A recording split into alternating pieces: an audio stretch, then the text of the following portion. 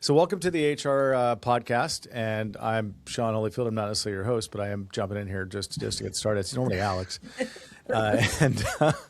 and today we were asked to actually talk about some topics that are really meaningful to organizations, and the topic that we're going to talk about today is hiring, and that's kind of really the overall theme of what we're going to discuss today is hiring. We'll all share some insights and ideas about hiring, but as we jump into this topic, just kind of warm the room up, if you will. As we know, recruiting or hiring is quite arguably the most important thing that an organization can do. And I'm just going to give you this example. You're building a team and you want that team to win. And that team is only as successful as the members of that team, the players that are on that team, the people that are coming to work every day. And if you build a not great team, you'll get not great results. Big surprise. If you build a great team, you'll get better results. No surprise.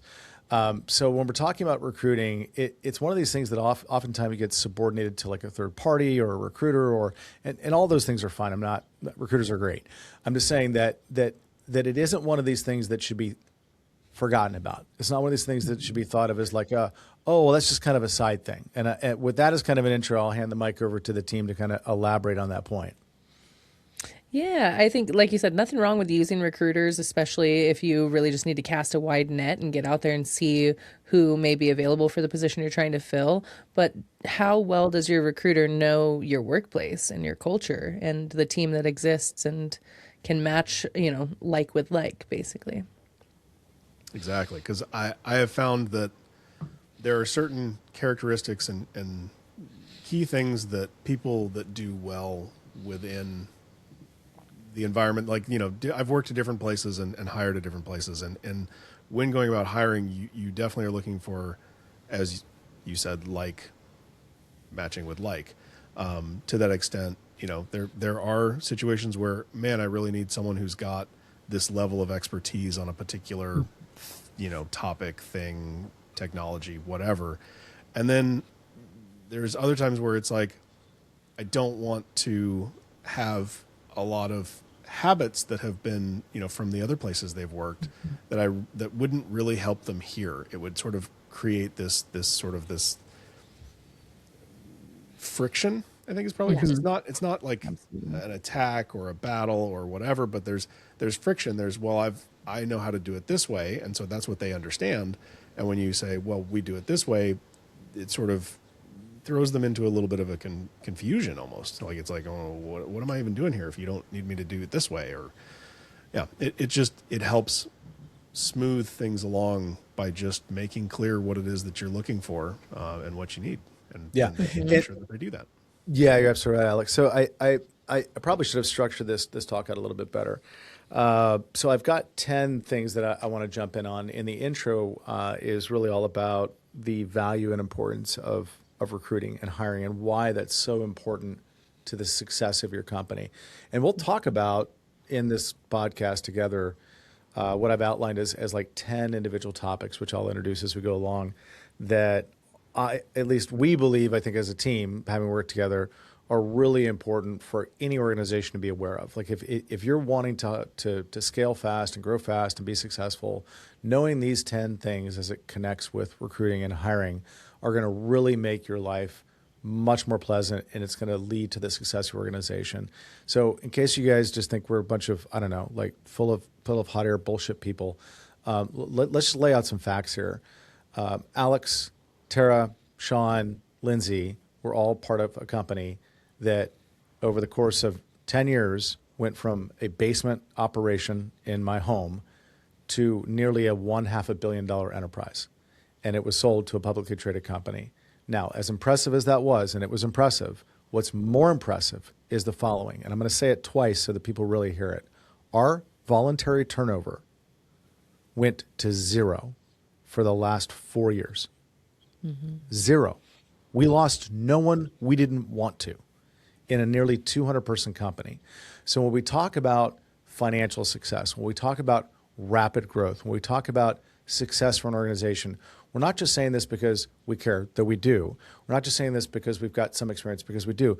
We're saying this because we've kicked ass at this. Like, we've got the trophies. And I don't just mean the stuff on the walls here, because we also, by the way, have like over 25 top workplace awards to our, I mean, we got more than that when you add up all of our resumes. But yeah, so we've really kicked ass at this. And we want to share this with you because we're excited to get this out of our heads and into your ears and into your mind so that you can use this to also be successful. So along those lines, Tara, like, just high level, just as a topic, like, why for you is recruiting so important to the success of a company?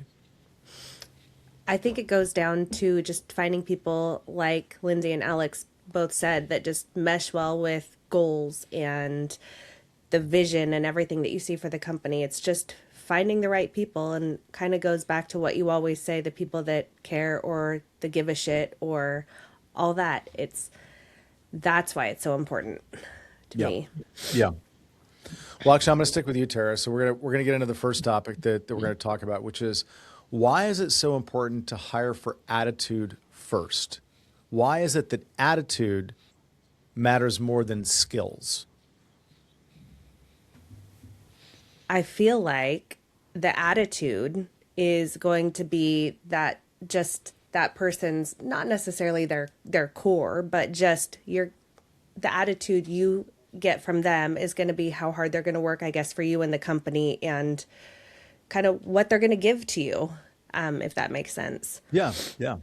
And Skills are something that you can teach and learn and, train, all those things. So once you find the attitude and the personality and the person, the rest will come. 100%. Yeah. Yeah. Alex, Lindsay? Tara nailed it. Skills Yeah. can be taught, procedures can be taught, ways of doing this can be taught. Give a shit can't be faked. Absolutely. I think that you can also say that those are skills in a sense, right? Your soft skills versus like the basics, the hard skills. I went through this a lot working in the food industry. And when you're looking to hire people, you want people that know how to use a knife and can julienne peppers, like you look for those basic skills, but you also want somebody who's going to come into your kitchen and forget every other kitchen that they've worked in and learn how your kitchen operates. You want somebody who wants to mesh into your techniques, your procedures, and your team versus bringing their last kitchen in and saying, well, we're doing it this way now because this is how I've always done it and this is what works, right? Yeah, totally, Lindsay. Actually, I mean, and I think that's a good intro to attitude. And I'd love to shift then into like the second thing that we want to cover, which is why it's so important to find and hire people that actually make you better. I'd go so far as to say, try to find people that are better at things than you are, but like, let's leave it at the level of try to find people that will make you better, your organization better. Why is that important? Well, we've all heard, right? You become who you surround yourself with. If you hang out with 4 early risers, you'll become the 5th. If you hang out with 4 procrastinators, you'll become the 5th. So find those people that are going to elevate you just by being around you and bringing their good attitudes, their positivity, their can-do, and willingness to get things done. And that inevitably positively affects everybody else on the team. Yeah. 100%. I think I want to call out, not just to call out, but Sean, that's why I think you're such a great leader, is that you're so willing to not only be so intelligent with what you teach all of us, but to bring everybody to these teams who is able to teach us things, and you sit back and you learn as well. Like Lindsay said, I just, Yeah, I would simply put it, because you want the best. And that if they're better than you, that's definitely towards that best category. Yeah. Yeah, for sure. I mean, and just a note, I mean, it can be intimidating, and I get that. And it can also be uncomfortable at times to find someone that's better than you at something. But I know from my own experience, that was something I struggled with in my early career, was I really was unwilling to even look for people that were better than me. I mean, in my head, I was like, "Oh, I'm the best," right?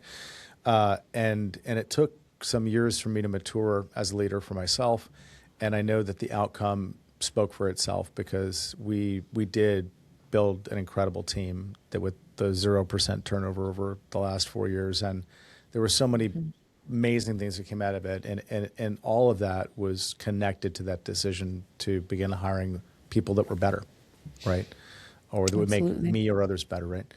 Okay, so that takes us to our third topic, which is why is it so important as you look at hiring to keep in mind protecting your culture? So let me introduce that a little bit deeper. Culture is simply the way that people would describe your organization or your people at work. Like somebody comes into your workplace, they see how you act or behave, they're going to leave with an impression.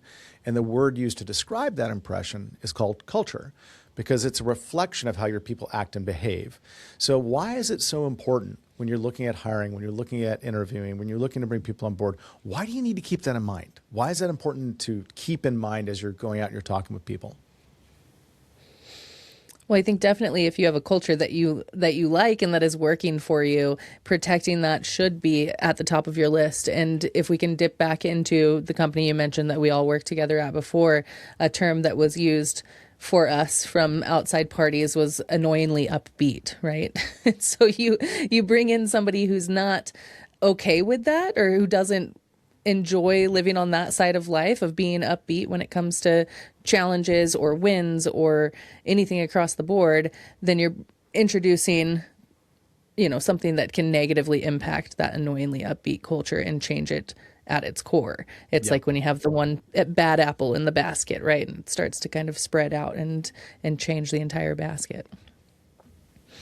And that's really the thing, is if you don't want change, then don't bring in something that's going to bring about change, right? If the person doesn't match or fit, either they are going to influence the culture in a different direction, depending on how much people look up to them, or they're just going to look around and be like, wow, I know you weren't kidding. This doesn't really fit what I like. I'm leaving. And now you've spent that energy to get them there, to get them trained, and they leave, within the first year. And that's not a great experience for that hire either. You don't want to waste their time. Yeah. Tara, did you want to add? No, I was just thinking, to comment kind of on Lindsay and Alex, just you're right. If you don't have somebody who's semi like-minded or, it's like hiring the experts, I guess. So they think the ones who are unwilling to change or adapt, and they're kind of just going to stand out and put a bad taste in others' mouth. You don't want to flip the culture by any means. So it's finding those like-minded, open to learn people.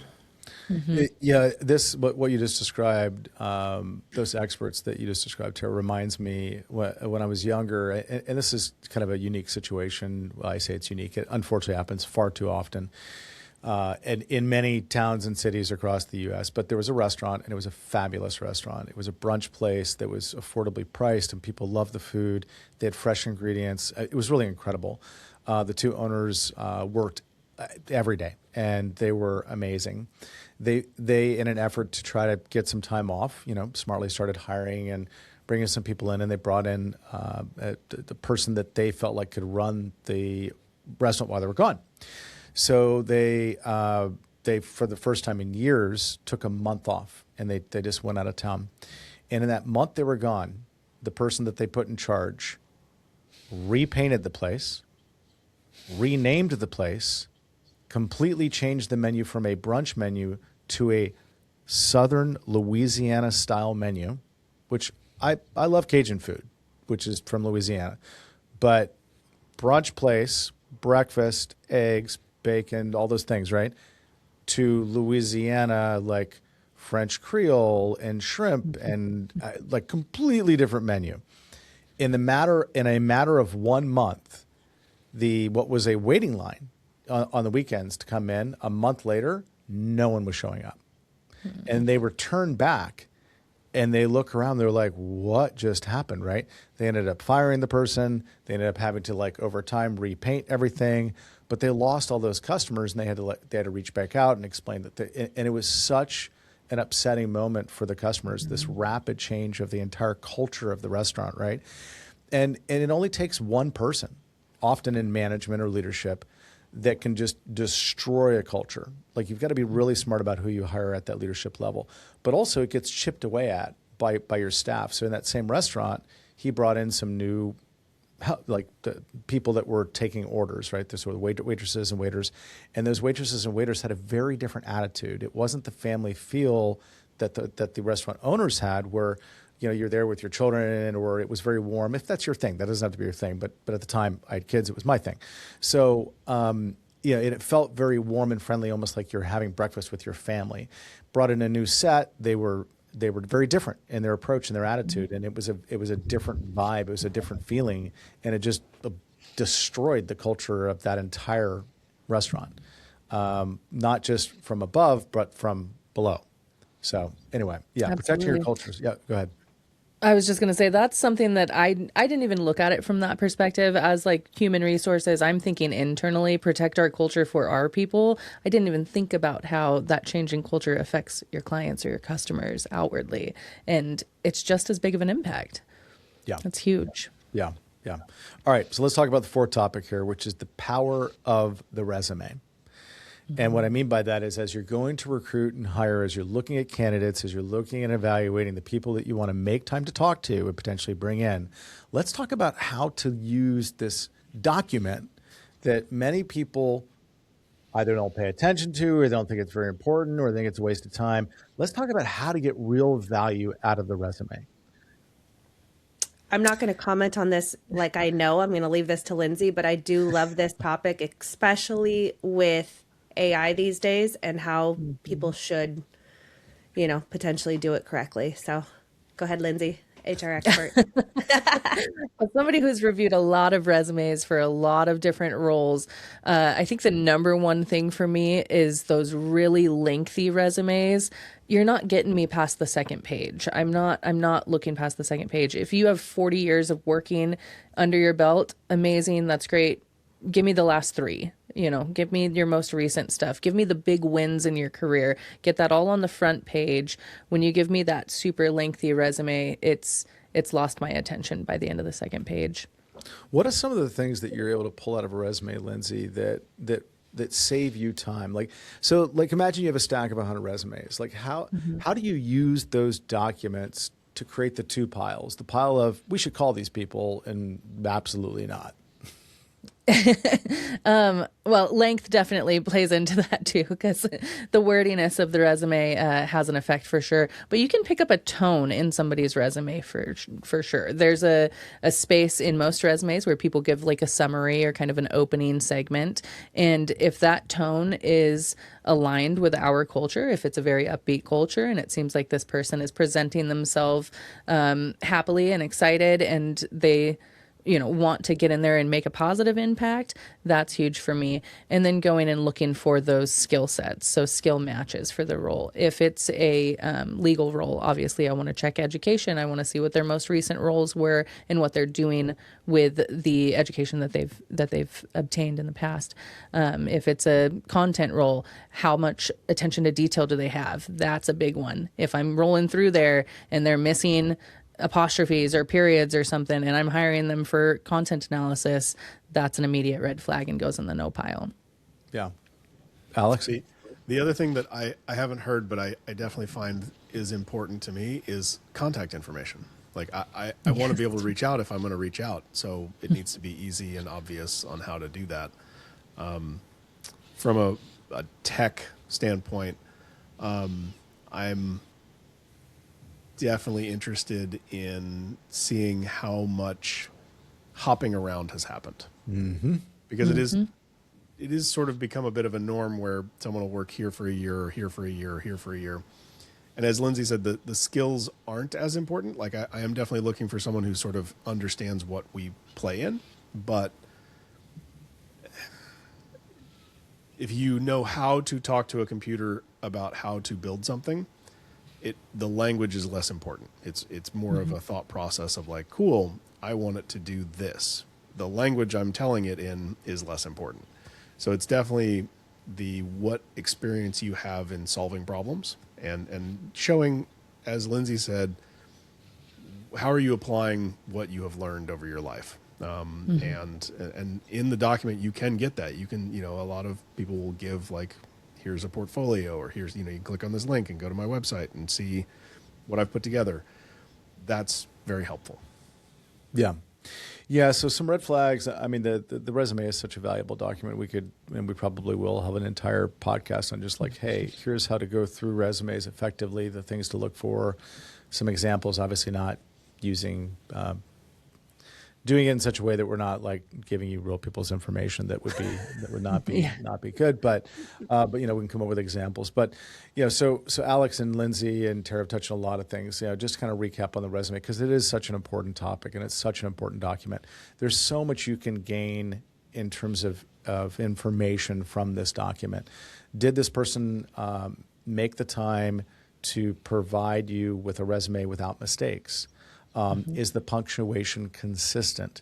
Did they use bulleted lists and some of those lists have periods at the end of what's a sentence and the others don't? Like, it's just attention to detail because the thing to remember when you're recruiting, and we probably should have covered this at the beginning, recruiting is the first date.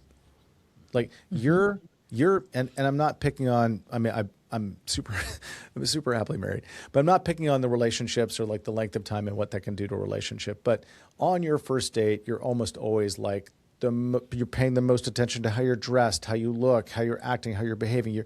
You're really doing everything you can to put your best foot forward, assuming you really want to be on this date, right? So like recruiting is very similar to like first dates. Like this is kind of the best you're going to get. Like you could call it the honeymoon period, like whatever you want, and that's not again to pick on the institution of marriage, but truly it's the best you're going to get, or at least we would hope that the person who's trying to get a job, they're acting their best in order to get the job, right? So if in that best moment, if in that best first moment of connection, which is the resume, they're not making the time to make sure that the punctuation is correct, or that they check the spelling, or that it gives a complete picture of what they've done. Why are you spending your time talking to this person? Like they've already shown up, like, not wearing clothes and you're not into that or whatever, or vice versa. Right. I mean, just don't waste your time. There's so many candidates out there that do care about these things. And it is really important that you use the resume as the tool that it's designed to be. The second is just job hopping, right? Now for some companies, that's fine. And for those that have a culture where they want to turn over staff and they want that sort of, they expect and they want people to come through and move through the organization. And there are companies like that. I respect that. I admire that because it is its own thing. But for myself, I know for a lot of companies I talk to, I don't know that it's a majority or not, they like to be able to hire someone with the expectation that they're going to have them for a while because they're going to invest a lot of time and money in this resource and they'd like them to be around. And if that's what you're actually looking for, then you need to look at the past history of their job, the time periods that they've been at jobs. If they've hopped, like what I mean when I say that is they've only spent a year to 2 years, and they've just gone. You could expect that if you see 3 or more of those, that's probably what's going to happen to your organization. You're not going to be the magical exception because it's not the companies they work for, it's them. It's who they are. It's what they want. And it's important that you're hiring for what you want. And if that's what you want, great. The resume will tease that out for you. If it's what you don't want, again, the resume will tease that out for you. And maybe that doesn't go in the immediate no pile, but it should definitely go kind of in that middle pile because it's not a hard yes. Because if you're wanting to hire people and keep them and you're looking at a resume where somebody's never stayed at a job for more than 2 years, you're asking to have someone quit in 2 years. I mean, they've told you, it's on the document, it's right there. Like, hey, here's how I behave, right? So anyway, there's a lot that you can get out of the resume, and there's more that we could talk about. But in the interest of time, we're going to move on to the fifth one, and kind of get almost halfway there. And this one's going to be pretty quick, and that's just simply a piece of advice: don't hire quickly because you're desperate. Let's talk about that. Great advice for every aspect of life. Don't move quickly out of desperation. Right? But yeah, absolutely. If you are looking to hire somebody, just grabbing that first applicant that comes through the door, I've heard people that have that rule of like, well, I'm not going to buy the first car because I always look at 5 before I make my decision. You don't have to. If the perfect candidate walks through the door, if you find the perfect car on your first step, sure, go ahead. But taking a moment to step back, breathe for a second, and really look at the whole picture and assess, is this the perfect candidate, or should we keep the the job posting open for a couple more days and see who else comes to the door. I think that's super, super smart. Yeah. Yeah, I treat it a lot like a good friend suggested to me. I think, actually, Sean, you may have been the one who suggested this to me. In hunting for houses, Well, specifically. by the way, that means it's no longer a good friend. That's not the intro. anymore. Oh, shots fired. All right. It's the concept of and I want to put this in a way that doesn't confuse people. So I'm going to explain it, but it's don't fall in love. It's Yeah. you Which go to a actually- house and you're yeah. like, this is fantastic, this is amazing, or whatever, and we're just not even going to keep looking. But really, you definitely should keep looking because there may be something that's even better. Yeah. Yes. And really that was taught to me, and it's not. The advice was to me was don't fall in love with an applicant, without also without looking at everything, because it's easy sometimes to really connect with a person, and there's like a charisma or a connection. I don't mean like a romantic relation, but I mean simply like you really like this person. You're just like, yeah, you can't even put your finger on it, but you really, really like this person. Don't allow that to cloud your judgment or get in the way of seeing what's really in front of you. Because there's a lot of people that I love, and there's a lot of people that I like, and there's a lot of those people I would not want to work with at our company. And it's not because they're bad people. Totally fair. They're great people. It just wouldn't be a good culture fit, right? Wouldn't be good for them, wouldn't be good for us. So, don't let your love for a person or a candidate get in the way of being willing to continue to look or to really step back and say, okay, I got that. Yes, this person's great. Like, they're phenomenal. But are they really a good fit for this role? Or am I making this decision because I just really like them? Right. Right. Maybe I want to ride dirt bikes with them later, but I don't necessarily want to share this workplace with them. Yeah. Definitely takes you back to, somebody that can lower the bar without realizing it, or changing the culture just because you're blinded by Yeah. the love. Yeah. Blinded by the love. All right, so let's move on to like topic number 6. So I call this the real secret to successful recruiting and hiring. And I guess I could put you all on the spot and ask you what you think I had in my mind, because I haven't shared this, by the way, this agenda with any of the folks here. But I'm just going to jump into it, because the real secret is you want to be the kind of company that the best people want to work for. And in Yes. order to be that company, you need to, step 1, be that company. And step 2, you've got to let the world know. And if you truly want to like kick butt at recruiting, the anti-Glassdoor, and when I say anti-Glassdoor, I mean Glassdoor doesn't help you recruit. I don't care what Glassdoor says. I don't care what promotional materials, I don't care how big they get.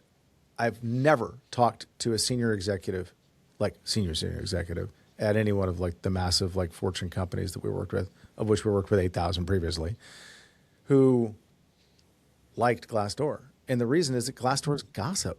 Glassdoor is where people go to gossip. Like, I mean, sure, there's some positive reviews there, but the whole platform was designed to allow people to go moan and complain about things they don't like and let everybody in the world know how upset and pissed off they are. So Glassdoor doesn't help you recruit, right? Glassdoor actually does help you avoid people that like gossip, because if you've got bad Glassdoor ratings and they go there and they see that you've got bad Glassdoor ratings, they're probably not going to apply, unless they apply anyway because they love the pain. But what I'm talking about, what I'm talking about is like being the being the company that the best people want to work for. I'm talking about go out, measure how your people are doing, find out if they're happy, get awarded, and then let the world know. Why is that important? 100%. Why is that important? My favorite candidates that came to our door in our previous company were the ones that were already working at highly rated workplaces and saw us on the same lists and then came and applied for our company. They know what it means to work at a workplace where people want to be there. They want to stick around, and those are the best candidates. In most of those candidates, we didn't even have an ad out. Right. It was just, can They I just do show up. anything for you? Yeah. Yeah. I mean, is there anything I can do for your company? Yes. I mean, imagine that. Imagine if you had somebody calling you every day saying, "Hey, is there anything I can do for your company? I really want to work there." And sure, send me your resume. Like, I mean, how incredible is that? Absolutely. That willingness to come in and let me make copies all day long just to get my foot in the door and make that relationship and start showing you my skills so that I can work for this amazing workplace. That is huge. Yeah. When people start seeking you out versus having to make those job postings and go through all of the resumes, they're just coming to your door. Yeah. Tara, Alex, anything to talk about tied to the importance of letting the world know that you've got a highly rated workplace? I think the main thing is just you really want to ensure if you are looking for feedback and you're looking for a job, you want to find places where you can be sure that this person works there or even worked there, but actually works there and get a picture of what are things like now. What's the day-to-day today? Because even those companies that deserve what they have on Glassdoor, if that is the case, they can have seen that and then make positive change about it, and those are still sitting there on Glassdoor. So Yeah. I think it's very important to make sure that you have an accurate snapshot of where things are currently. Well, and, and Tara, I'm going to put you on the spot because Lindsay and I were working together for a while before you joined the company. Now, and when you joined the company, we were already, all these awards, and I've got more awards in boxes. I haven't even pulled out of boxes, right? So I think we've got over 25 awards connected, but whatever, all that aside. So you talked to Lindsay, and what does Lindsay tell you? She got to work for the most incredible place ever, a company where everybody there mattered, voices were heard, there was respect, stability, no chaos. I mean, it was incredible. I wish actually Lindsay would talk about when she was getting to apply to work there. I love that story. Yeah. I don't even know how to put into words just how amazing that place was and how important it is to be a top place and have your people just sing your praises, not because they have to, because it's truly incredible and amazing. I remember telling you, Tara, at the time I was about 3 years in at that workplace, and I said I still have not had one day where I didn't want to go to work. Every vacation that I took or long weekend, I was so excited to get back to work because my people were there, because it was a place I loved to be. And like Tara mentioned, when I showed up and applied to work at this workplace, it was because I had seen employees of this workplace, professionals that work there. I was working in the restaurant industry. They came through for lunches and they were jovial. They were happy. Every single day, they were excited about what they were doing. They seemed like they had genuine connections with one another. They, gonna be honest, tipped well. They really, truly were just happy people. And it was like, what are you guys doing? And they're like, oh, we work for such and such company. And I'm like, I don't even know what you guys do in your day to day, but I want to work with you because the attitude was just so encompassing. It was just so great. And they were shining moments in my day every day when these people would come in to get lunch at the restaurant I was working at. And it made me want to be around them more. That's back awesome. to that point of hiring the best, right? Being with people that elevate you and bring you up higher. Yeah. And then just kind of run out, just be the company that people want to work for. And it does start with filling your organization with people that others want to work with, right? Mm-hmm. So actually we're coming up on time. So we're going to hop into the final challenge, which is the interview. And I'll kind of round this one out because I do want to set up a separate time for us to talk about specifically interview questions that will help you as a leader or as a recruiter, people manager, whoever it is that's interviewing, right? Help you really kind of tease out these things that we've talked about. Like really, I mean, I've not been in an interview where someone shows up and says, "Hi, nice to meet you. I'm lazy and I don't like to work hard." Like, like people don't admit that, right? again, they're like, oh, you know, and I tried this dynamic, symbiotic, whatever. Anyway, Big I, fancy words. a bunch of fancy words of how great they are. But the final challenge is the interview, and it's really broken into kind of four pieces. Which is one, the interview is so very important. We talked about the resume and how critically important that is into understanding an individual. The interview is a very important step. Also, doing background checks and also talking to references are really important steps. And there's a lot more on that we could chat about. But on the interview itself, there's really three things to look at, and I'll just give you a simple framework to think about as we wrap up this call, and we'll jump into this next time. And I've talked about this for years, and it's a very easy framework or a very easy way to remember or think about what is most important as you're talking with a person now, right? You're in front of them, you're talking with them. What should I be looking for? What are the things that are going to separate out the toxic, potentially toxic, bad culture fit from those that are going to contribute in ways that you never could have dreamed, right? And it's not what you would think. It's actually three things, and they're in order of importance. And the first one is how upbeat the person is. It's attitude. Number two, how hardworking they are, motivation, follow through, persistence. And three, in order, and least important, despite the fact that it's what most people focus on, is skill, which is how well they do the job. And I'll close with the following true story.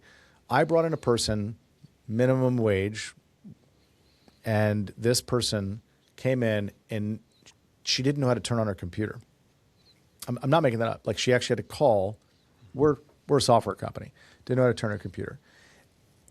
And I remember thinking at the time, wow, this is going to be interesting. We'll see how this goes. Now, what was fascinating about this candidate is she was probably one of the most upbeat people I'd ever met in any interview.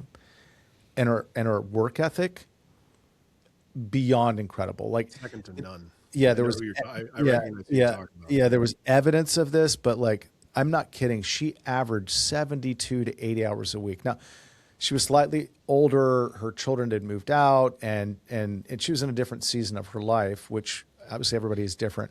But she mathed out that if I just put in double time, instead of it taking 5 years for me to get this stuff, I can get it in 2.5. Instead of it taking me 10 years to really become an expert, I can get that in 5, right? So we're talking about a minimum wage individual who wasn't leading anybody, and on day one didn't know how to turn on her computer. You fast forward that story 5 years, she was the senior executive over that entire part of our company. People loved working for her. People in other groups wanted to work for her. She was running multi-billion-dollar accounts for organizations. She came in with no experience in what we did. None. Like, absolutely none. But she was 10 out of 10 upbeat, 10 out of 10 hardworking, and probably 2 out of 10 skills in what we did. It doesn't mean she wasn't skilled. She just wasn't skilled in what we did. But she was a great communicator, and she was willing to learn. And she put in the time, and she kicked butt, and she was phenomenal. And to this day, she's an executive. She now works at a massive company, right? So it's really, we're telling that story because it's so very true that if you hire for attitude, if you hire for work ethic, and you subordinate you actually really put in correct order the unimportance of skill, you're going to get better people. So there you go. It's true. It's very, very true. Because inevitably, people with those good attitudes are going to be willing to learn and want to hang around. I love it. Yep. I love right, that story. Yeah. Well, we'll talk more about the big three of hiring, which is attitude, hard work, and skill in our next get together. We'll maybe do like some mock interviews or something, which I know Tara would love. Yeah, we'll figure that out. But thanks for making time and truly, like, use this information to grow your company. Like, this stuff works. It's not BS. We're not saying this because we read it on ChatGPT. Like, this is the stuff we use, and we've got an incredible company here that's 5 years in a row award-winning company again. A lot of the same players. We got a lot of new faces as well, and like we did before, we love coming to work every day. I've never had a day that I'm upset coming to work. Anyway, so It's very true. yeah. Anyway, all right. Thanks, gang. Awesome. Thanks, Thank everybody. you. Bye, guys. Bye.